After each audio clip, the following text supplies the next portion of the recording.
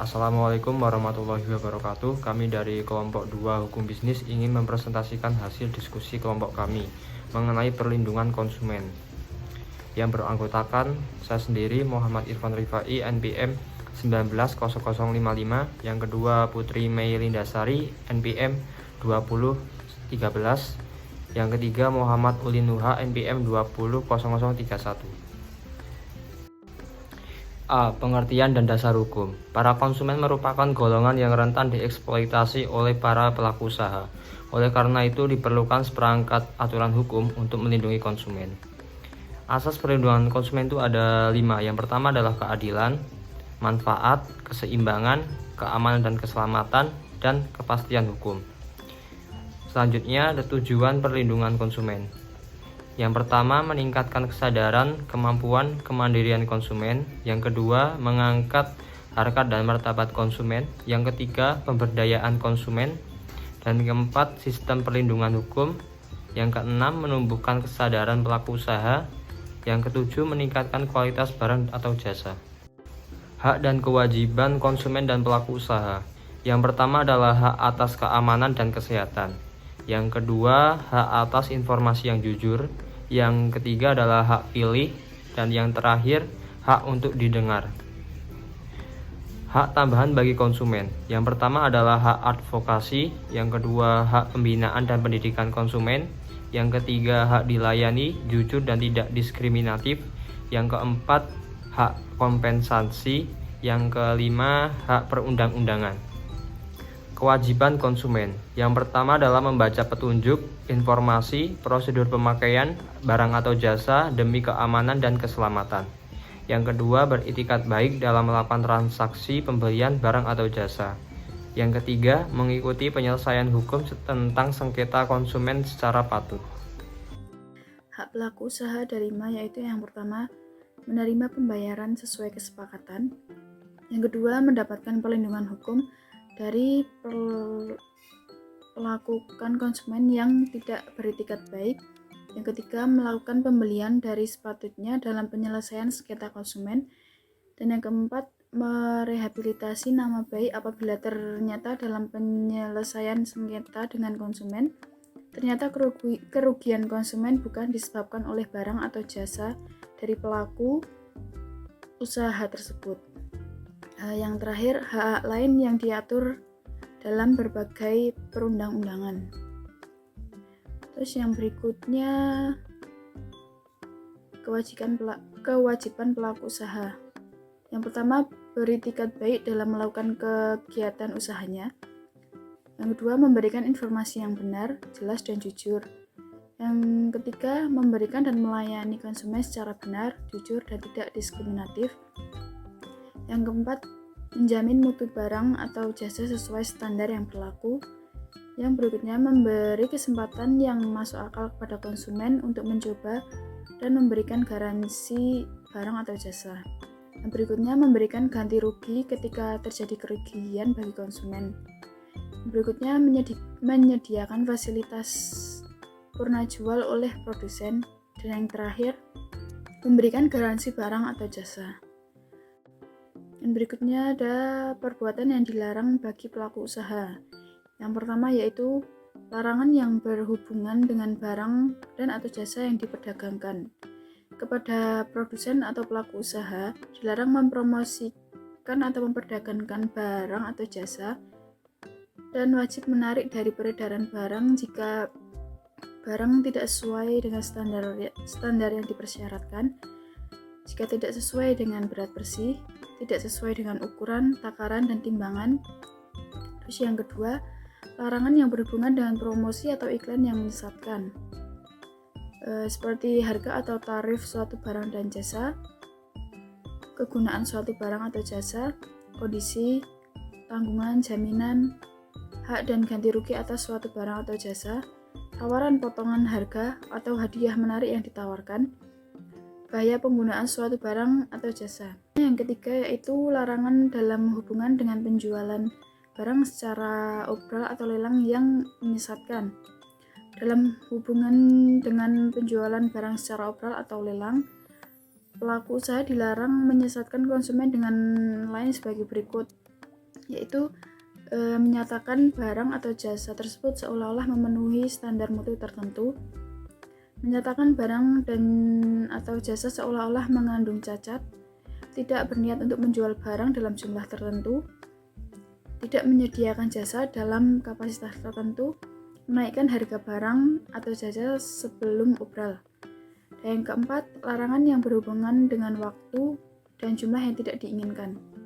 Pelaku usaha dilarang untuk menawarkan, mempromosikan, atau mengiklankan suatu barang dan jasa dengan harga khusus dalam waktu tertentu. Dan yang kelima adalah larangan terhadap tawaran dengan iming-iming hadiah. Pelaku usaha dilarang menawarkan, mempromosikan suatu barang dengan cara menjanjikan pemberian suatu hadiah berupa secara cuma-cuma dengan tidak memberikan sebagaimana janjinya. Di samping itu, pelaku usaha dilarang menawarkan barang atau jasa dengan memberi undian jika tidak melakukan penarikan hadiah setelah batas waktu yang diperjanjikan, mengumumkan hasilnya tidak melalui media massa, memberikan hadiah yang tidak sesuai dengan yang diperjanjikan, menggantikan hadiah yang tidak setara dengan nilai-nilai yang telah diperjanjikan sebelumnya.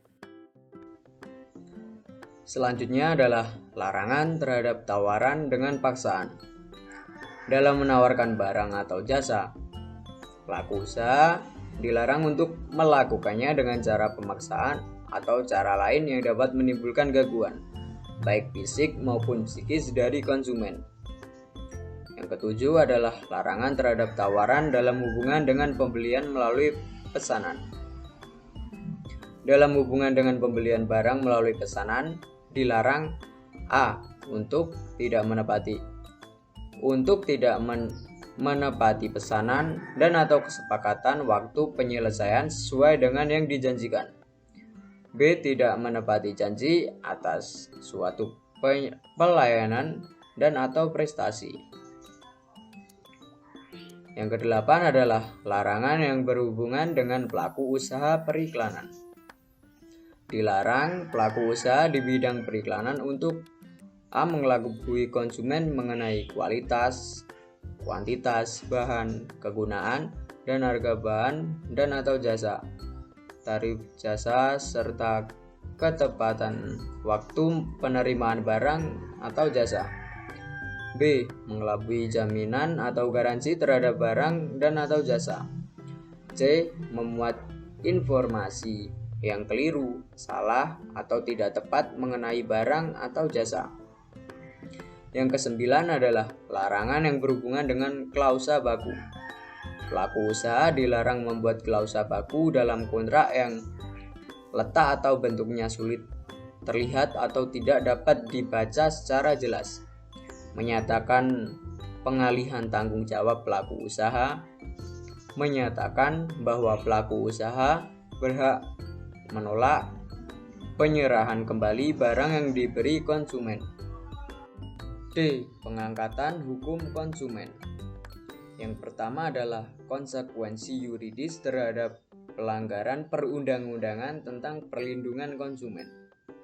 Pelaku usaha yang melanggar ketentuan perundang-undangan tentang perlindungan konsumen berakibatkan terhadap konsekuensi-konsekuensi hukum sebagai berikut. A. Kewajiban pelaku usaha, importir atau penjual untuk menghentikan kegiatannya atau menarik barangnya dari peredaran. B. Memberikan ganti rugi kepada konsumen dalam waktu 7 hari setelah transaksi dengan beban pembuktiannya di pihak pelaku usaha, importir atau penjual. C. Tuntutan pidana kepada pelaku usaha, importir, penjual dengan beban pembuktian pada pelaku usaha, importir atau penjual tersebut. Yang kedua adalah Badan Perlindungan Konsumen Nasional. Untuk mengembangkan upaya perlindungan konsumen, dibentuklah Badan Perlindungan Konsumen Nasional yang berkedudukan di ibu kota negara, dengan anggotanya yang diangkat dan diberhentikan oleh Presiden atas usulan Menteri setelah dikonsultasikan kepada DPR RI. Jika perlu, Perlindungan Konsumen Nasional dapat membentuk perwakilan di daerah tingkat atau provinsi. Yang ketiga adalah Lembaga Perlindungan Konsumen terhadap Swadaya Masyarakat. Lembaga Perlindungan Konsumen Swadaya Masyarakat yang memenuhi syarat diakui oleh pemerintah. Lembaga ini mempunyai tugas-tugas sebagai berikut. A. Menyebarluaskan informasi untuk meningkatkan kesadaran tentang perlindungan konsumen.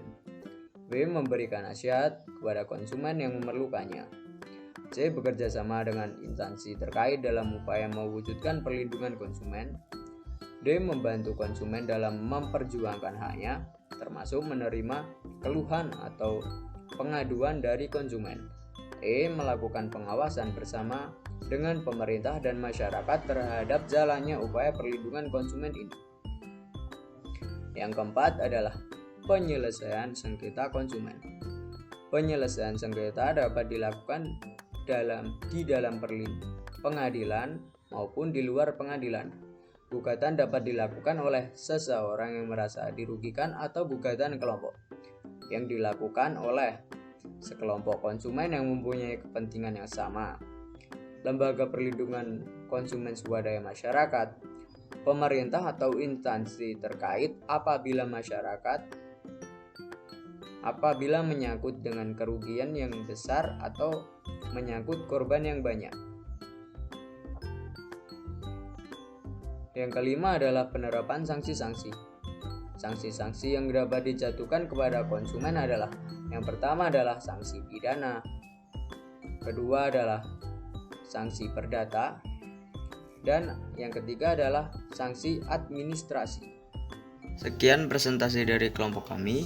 Bila ada kesalahan, mohon dimaafkan. Wabillahi taufiq wal hidayah. Wassalamualaikum warahmatullahi wabarakatuh.